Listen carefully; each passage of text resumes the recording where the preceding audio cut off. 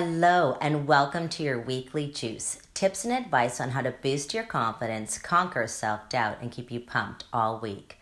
I'm Louisa Jewell, author of Wire Your Brain for Confidence, The Science of Conquering Self-Doubt.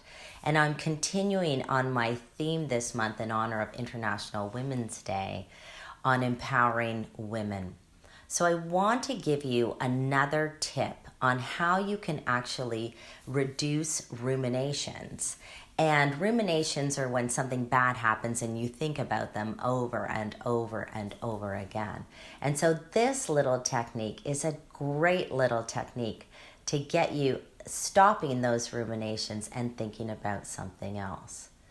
Now, this goes back to a story of when I was young. I was in my 20s. I just landed my first job after university. I worked at a very large computer company. And I was still living at home. And I remember the first day I went to this computer company, they gave me 3 huge boxes of technical books to read. And I had to read them all and learn them. And then on my first day of sales training, because I landed a job in sales, they were going to test us on our knowledge of all of this technical stuff.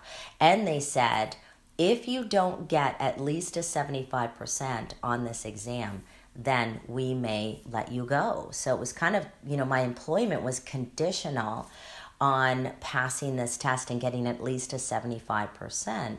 Now, there was a lot of technical stuff in there. So the day that I actually went to write my exam, I was not feeling confident. I had a lot of self-doubt and I was freaking out and I was crying as I was leaving the house. And my mother saw me and she stopped me and she said, are you crying? And I said, yeah. And she said, why? What's wrong? And I said, well, Mom, I have so much of this technical information I'm supposed to know, and I don't know it all. I'm so worried about this exam. I need to get at least a 75% or otherwise they're going to fire me. And I competed. I competed, against 1,200 people for this role. And so I really, really wanted to keep this job. So I said to her, if I fail, they could fire me. And she looked at me and she goes, so what? And I thought, what? Is my mother crazy? She just says, so what, for something that's so important to me? And I said, well, what do you mean, so what? Like, what do you mean? This is so important to me. How can you say, so what? And she said, oh, Louisa, so what? She said, there were lots of companies that wanted to hire you after university. If this company doesn't want you, I'm sure there's lots of other companies that do. And when she said that, I just sighed a sigh of relief. And I thought, you know what, she's right. I mean, what is the worst that could happen if I fail the exam and they do fire me? I was still living at home. I wasn't going to be homeless. I wasn't paying rent. I had food on the table. So, it really wasn't going to be the end of the world. And so oftentimes when we're riled up about something, we're really anxious about something, just say to yourself, well, so what? So what if that bad thing happens?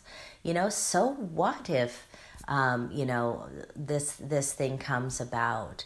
Now, sometimes, our so what answer could be something really terrible, in which case we move to other strategies to see if we can help relieve our stress or anxiety around those, get into action on what we can actually do to solve the problem. But a lot of the times, when we just say, well, so what? We can laugh at ourselves and laugh at our anxiety sometimes.